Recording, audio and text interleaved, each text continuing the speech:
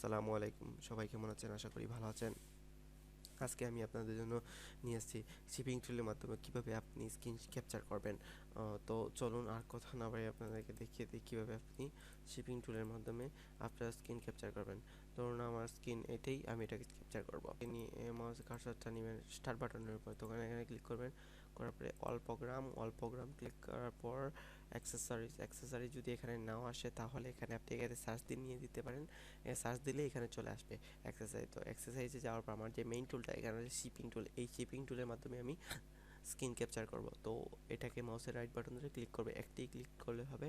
তো ক্লিক করার পর এর ধরনের একটি উইন্ডো চলে আসবে। উইন্ডো চলে আসার পর আপনি এখান থেকে জাস্ট আমি যেটুকু করতে চাই আপনি যা চান করতে পারেন, সমস্যা নেই। শুধু আপনি এইটাকে এই কার্সারটাকে এখানে প্লাসটারে এখানে নিয়ে আপনি এটাকে রাইট বাটন ধরে ক্লিক করে নিচের দিকে ড্র্যাগ করতে পারেন। ড্র্যাগ করলে এরকম একটি এরকম সাদা এরকম মানে ঘুরলাতে ছাড়া এরকম সাদা হয়ে চলে আসবে। তো আমি আমার নির্দিষ্ট স্থানে নিয়ে গিয়ে এটাকে রাইট বাটনটা ছেড়ে দিব। তখন রাইট বাটন ছাড়ার পরে এই ধরনের আমার ধরুন মাউসের কার্সারটা এরকম হয়ে গেছে। এরকম হওয়ার পর আমি এটাকে এরকম হয়েছে কারণ হলো আমি যদি কোনো জিনিসকে এভাবে এভাবে চিহ্নিত করতে চাই, তো এই চিহ্নিত করার জন্য এইরকম হয়ে গেছে। করতে চাই তাহলে এরকমই হয়েছে। এরকম আপনি যদি চিহ্নিত করতে চান তাহলে হবে। এখানে কালারটা চেঞ্জ করে দিতে পারেন।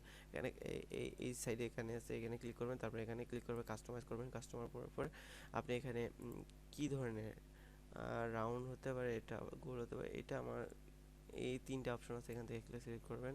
তারপরে এখানে মিডিয়াম কোন ধরনের কী ধরনের, এটা আছে মিডিয়ামই রাখি আমি। এখানে নেভি আছে, এখানে নেভি থেকে আমি এটাকে গ্রিন করে দিতে পারি। লাইনটা ওকে করতে পারি। ওকে করার পর দেখুন এখানে গ্রিন হয়ে গেছে, কালারটা চেঞ্জও করতে পারি। তারপর এটা একটু ছোট, এই যে এটার বর্ডার সাইডটা একটু ছোট, তারপর আমি বর্ডার সাইড একটু বড় করার জন্য হাইলাইটার নিতে পারি। আমি হাইলাইটার নিয়ে এই ধরনের এটাকে আমি হাইলাইট করে দিতে পারি। কি সুন্দর লাগছে দেখুন। এটা আমি রাইট বাটন ধরে মাউসে এটাকে রাইট বাটন ধরে সিলেক্ট করে এটাকে এই হাইলাইটার সিলেক্ট করলাম রাইট বাটন দিয়ে। তারপর এখানে আমি রাইট বাটন দিয়ে সিলেক্ট করলাম। তারপর রাইট বাটনটা ক্লিক করে আমি এভাবে ড্র্যাগ করে করতে পারি। দেখুন হাইলাইট করে দিচ্ছি। তারপর দেখুন ধরুন ভুল হয়ে গেল হাইলাইটার, এই দেখুন এখানে মানে অনেক বেশি চলে গেছে, ইমেজ থেকে বেশি চলে গেছে। তখন হাইলাইটার যদি এই ধরনের টুল দুইটা যদি মিস করে সুন্দর করে সাজানো হয় না, তখন আপনি এখানে রাবার টুলটা নিতে পারেন। রাবার টুল নেওয়ার পর এটাই জাস্ট একটাই ক্লিক করবেন, সব গায়েব হয়ে যাবে। দেখুন গায়েব হচ্ছে। অথবা মাউসের রাইট বাটন ধরে এটার উপর ড্র্যাগ করবেন, দেখুন চলে গেছে, সব শেষ। তো আমি এভাবে করে দিচ্ছি সেভ করার জন্য। তো এখন হয়ে গেছে। হয়ে যাওয়ার পর আমি এটাকে সেভ করব। সেভ করার জন্য আমি ফাইলে যাব, ফাইলে গিয়ে সেভ এজ ক্লিক করবো। সেভ এজে ক্লিক করবো। কোথায় সেভ করবো এটা ডেস্কটপে করতেছি। এখান থেকে নেম সিলেক্ট করব। ধরুন আমি যাই দিলাম, তারপরে দিলাম আমি সরি নামটা এখান থেকে নাম এখান থেকে নাম সিলেক্ট করতে হবে, এখান থেকে নেম সিলেক্ট করতে হবে।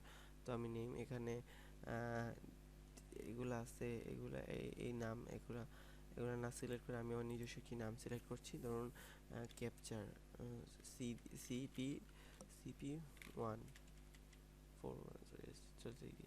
তারপরে আপনি কোন ফরম্যাটে সেভ করতে চান, তখন এখান থেকে আপনি গিফ ফাইল আছে, গ্রাফিক্স ফাইল আছে, এটা আছে পিএনজি ফাইল আছে, জেপিজি ফাইল আছে। এটাকে সেভ করে দেবেন। সেভ করার পর এটা সেভ হয়ে যাবে। সেভ ক্লিক করলে সেভ হয়ে যাবে। তখন আপনি এটাকে ক্রস চিহ্নে কেটে দিবেন। কেটে দেওয়ার পর আপনি আপনার উইন্ডোতে চলে আসবেন। আসার পরে দেখবেন এখানে এই যে সেভ করেছিলাম, দেখুন সেভ হয়ে গেছে। দেখুন একদম একদম ঠিক এরকম। তখন এটা দেখা শেষ আমাদের। তো এভাবে করে আপনি স্ক্রিন ক্যাপচার করতে পারবেন। সো আমার ভিডিওটি ভালো লাগলে অবশ্যই লাইক করবেন, শেয়ার দিবেন এবং সাবস্ক্রাইব করবেন।